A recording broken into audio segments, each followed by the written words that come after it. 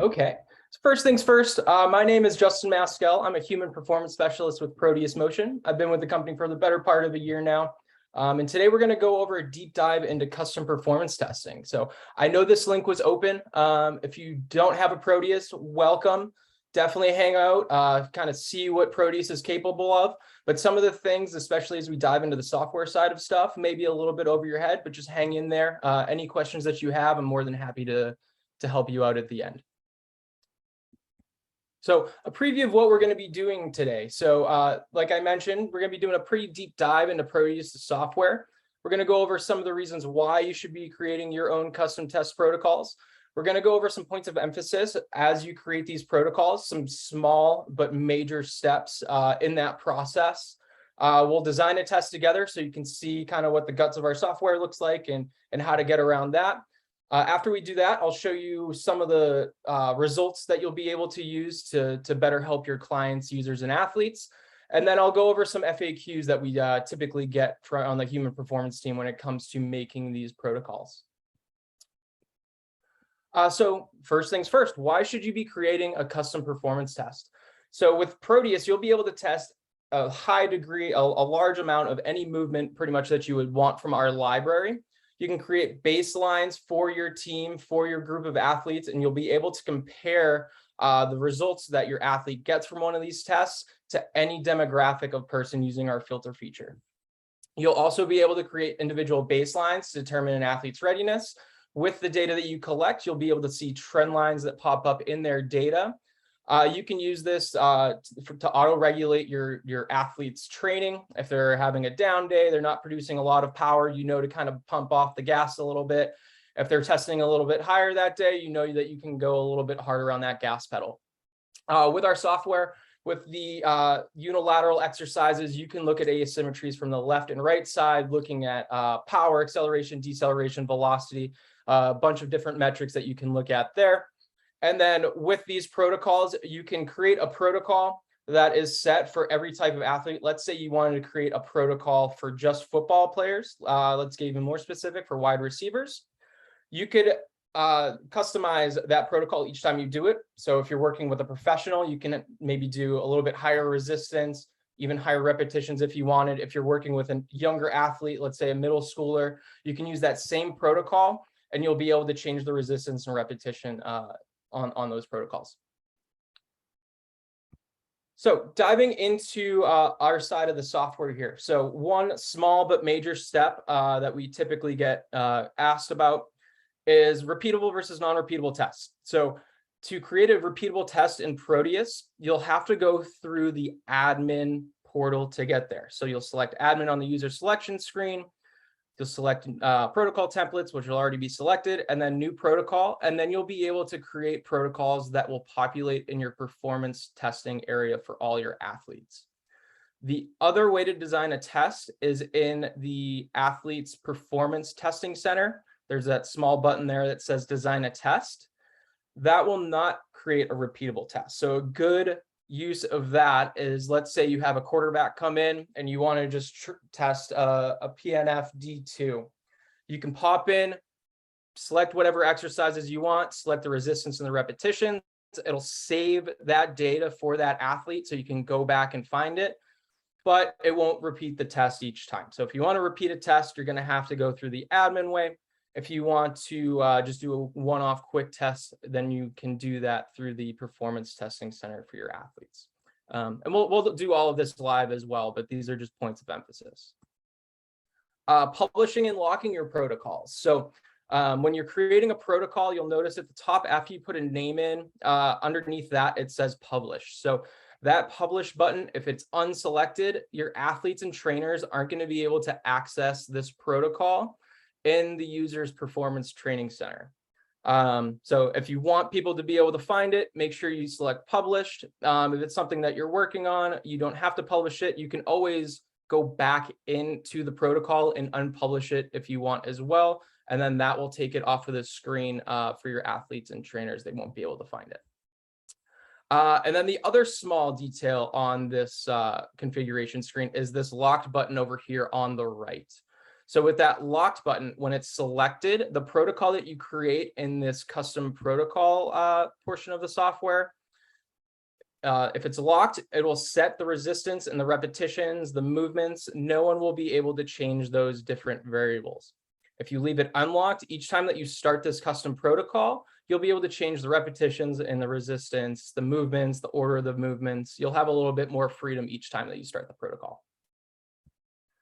And then lastly, before we make one of these protocols, where can you find your protocol after you've created it? So you'll go into the athletes performance testing area. You'll see our pre-made Proteus ecosystem tests, and then underneath that, it'll say your facility's name, it'll say tests, and then every custom protocol that you make will file under there in alphabetical order. Okay, let's build a protocol. Give me 1 second here. Okay, so this is what we call the user selection screen. I'm already logged in. So let me show you first what that quick design test looks like. So we're in Alex's training center. We'll select performance testing, and then you see this design a test button up at the top here. So that design a test button, remember, is a quick test, one-off, won't be repeatable. You'll have to create a new test each and every time that you go through that way to create one. So the other way, we'll go back to our user selection screen here. We'll select admin up here in the top right. It'll automatically pick up the protocol templates option on the left there. And then we can select a new protocol on the top. We'll have to give this test a name. And then bringing this back up, we have our published and locked buttons here. So we'll publish this test so we can find it. And for the sake of it, we'll lock the test as well. Now we can start to configure our protocol. So we have upper body exercises, we've got lower body exercises, we've got total body exercises. If we star any of these movements, they're going to fall under this favorites tab here. So for the sake of it, let's select biceps curl. You'll notice that the reciprocal exercise for biceps curl pops up in this blue box here. So if we select that same box, it's going to add the reciprocal exercise to your protocol. So right now, the way that we have this put into the system, it's going to give you metrics for a bicep curl on the way up. It's also going to give you metrics for a triceps extension on the way down. So if we got rid of this triceps extension here, right now, the way that it's set up, you're testing a bicep curl on the way up. You're still going to have to move that handle back down to the start position for a bicep curl at the same resistance, but you're not going to get any metrics for it. You're only going to get metrics on the way up for that bicep curl. So let's add that in there. We'll put a chest press, and then you can see the row pops up there for a the reciprocal. And then the last one, this is a odd instance. There's no reciprocal for a chop up. The reciprocal is just a chop down. So once you have everything selected that you want to add into this protocol, we can go to configure session, and then we'll pop onto this screen here. So if you wanted to add a description to this, this protocol that you're creating, you could do it here. That's just going to pop up on the intro screen. Each time that you start a protocol, it'll give you that description and then the list of exercises that the user is going to be performing. Getting into this middle part of the screen here, this big old number in the middle of the screen is how many sets of this protocol will you be completing. So for the sake of explanation, we're going to make it 3 sets. Straight sets, I'm sure most of you can gather the way that this is set up right now would be 3 tested sets of bicep curl, 3 tested sets of chest press and row, and then 3 tested sets of chop up and down. If we go with the circuit training option, it'll go biceps curl, chest press, chop, all the way back up to biceps curl, and we'll complete that for 3 rounds. So we paired and unpaired reciprocal exercises on the last screen. You can also do that from here. On our unilateral exercises, you can look at the dominant side, you can look at both sides, or the non-dominant side. We'll make it both sides. And then lastly, you can change the repetitions and resistance. If you decide that you don't want a movement, there's a little X here in the top right. If you wanted to change the order of these movements, click these 3 dashes on the left side, and then we can drag those around and change the order as well. So once we're done with everything that we want, we can select Save Template. Let's go back to our user selection screen here. We're going to select Alex, performance testing. And then you can see right here, a practice test is exactly what we just created. So that's where all of these tests are going to pop up as you create them. Okay, so that's how a pretty quick run through on how you create a protocol. So now that you've created a protocol, you can run athletes through that testing protocol. And then it's time to start using the data that you're collecting from this protocol. So what some of the different features that you can use as you do these protocols is you can use our comparisons feature. So you can compare an athlete to any demographic that you want: height, weight, age, gender, sport, position, competition level. Are they right-handed? Are they left-handed? So really endless possibilities as long as your users have all of their demographic information in the system. You can compare with only people in your facility. So I think that's pretty sweet, especially if you're working with a certain age group. You can limit the age group that you're comparing to and then compare within your facility. So if you're working with a 14U team, you can set the age range to that 14U group, and then you can make comparisons within your facility. Another great thing with this comparisons feature is you can pull mean power and Proteus score numbers from this data. So you'll have the ability to pick peak numbers or average numbers up at the top here. So this is what this session comparison screen will look like for you after you complete the protocol. So you'll have your list of exercises here, everything that you did. You'll be able to select filters. So right now, this is comparing this session's results with golfers that are 25 to 40 years old that are male. You can select and unselect the location. And then the other great thing with this comparisons feature is you can see the sample size that you're comparing your data to. You can also look at the mean average for that for your peak power and then your Proteus score as well. So another great thing that you can do with these custom performance tests is you can look at individual movement analysis. So you can get peak power, acceleration, deceleration, velocity, range of motion values for each movement that you test. You'll be able to look at bilateral differences in your athletes on those unilateral exercises that you're going to test. And then in here as well, you're going to be able to find those trend lines that I was referring to that will tell you an athlete's readiness just based on how their data is trending. So this is what that, when you select a movement, this is the screen that'll pop up. You'll see all these variables pop up. These are all peak values for the most powerful rep done during the tested protocol. So if we'll dive into this as well, but if you select any of these variables, it'll automatically pop you down to that variable in the layout of all the data.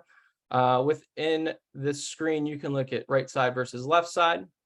You can see the average change in power on each side. And then you'll get trend lines as long as there is enough data from this movement being tested over and over and over, where you can make decisions as far as athlete readiness goes here. So this is pulled from our demo account that we use to run people through Proteus to get them used to it.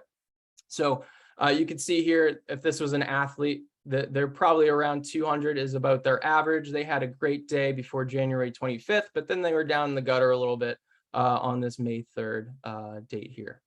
So you probably would want to train them a little less hard on these days that they're down, and you can probably test them, train them a little bit harder on days where their numbers are trending a little bit more upward.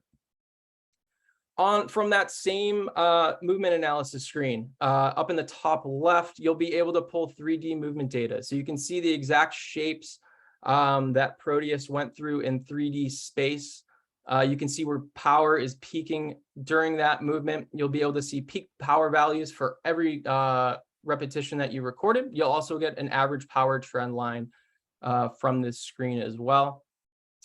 And then one of the really cool features with this 3D movement is you'll be able to overlay 3D movement data from your current test with past tests as well. So when we see this screen here, you can manipulate this gray area any which way you want. It's automatically going to show you the peak power number, and then you can select these values to overlay data. We can see that average power trend line here as well for this movement. And then you'll be able to pull up 3D movement data from May 6th, May 3rd, February 7th, January 25th, and you can look at all of that as well. So let's dive into what that looks like.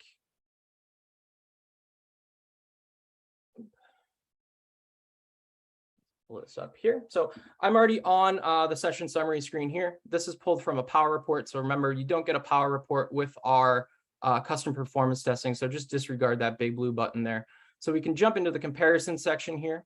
We can pull away these demographics. We can jump into adding filters. So let's go any gender. Let's open this up a little bit. Justin, you're not sharing the screen. Oh no, thank you.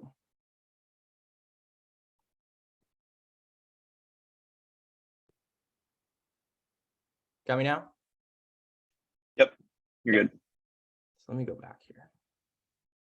Okay, so from the session summary screen here, yeah, I was mentioning don't disregard this power report button. We'll click comparisons here, and then we can dive into whatever filter you want to compare this athlete. So we'll add any gender, we'll open up our age range a little bit, and then we'll look at any side dominance, and we can apply this filter here. So when we select one of these movements, we'll see the sample size. So 20 to 40-year-old golfers, the sample size for tricep extension with 2 hands is going to be 80 data points. Our average is 209 watts. This session, this person tested in the 84th percentile. We can pull up peak Proteus score values for this person as well. The average, the sample size is 80 people, just like our peak power comparison.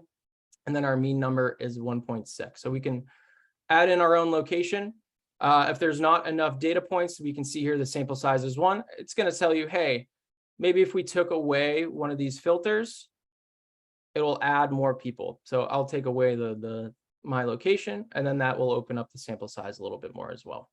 So I know a lot of folks still use average numbers and with the rest of their testing equipment. So from this session comparison screen, you'll be able to pull average values as well.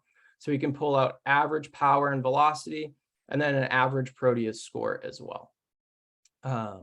So on the left side of the screen here, you'll see all results. We'll give that a tap, and then you can see the exercises listed here that were tested in a protocol.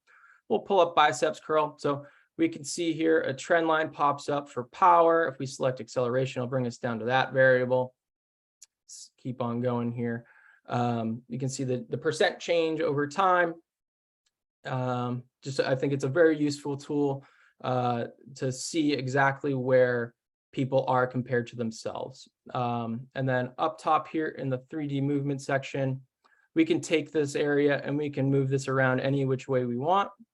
We can overlay other 3D maps. We can see our average power here, and then we can pull other other 3D movement data. So let me get this 214 out of here. So you can see the differences here. This was probably 2 different people since this is our demo account, but you get the general idea. If you wanted power to peak at a different point throughout a movement, that was something you're training for, you would be able to do it with this 3D movement screen here. Okay.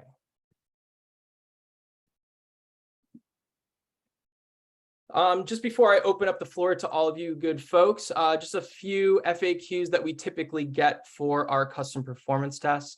The first one being, will a custom test generate a power report? It's something that we're working on, but at this time it won't generate a power report. You will still be able to pull all of the data that we went over on the session summary screen. If you wanted to export this data for yourself out of Proteus software, you would still be able to do that as well. Will other facilities be able to access your protocols? That answer is no. So if you have a protocol and Joe down the street has a protocol, you won't be able to see each other's protocol. So like I know we have the LA Dodgers as one of our clients. You won't be able to see the LA Dodgers protocols, as well as other MLB teams will not be able to see the Dodgers protocols. And then lastly, am I able to email the results of a custom test? At this point right now, you are not able to share the results of a custom test with your users. What I recommend doing as kind of a workaround, you could take a screenshot of the session results that you have, and then you could email them that way. It just wouldn't be through Proteus software. You would have to do it through your own personal email.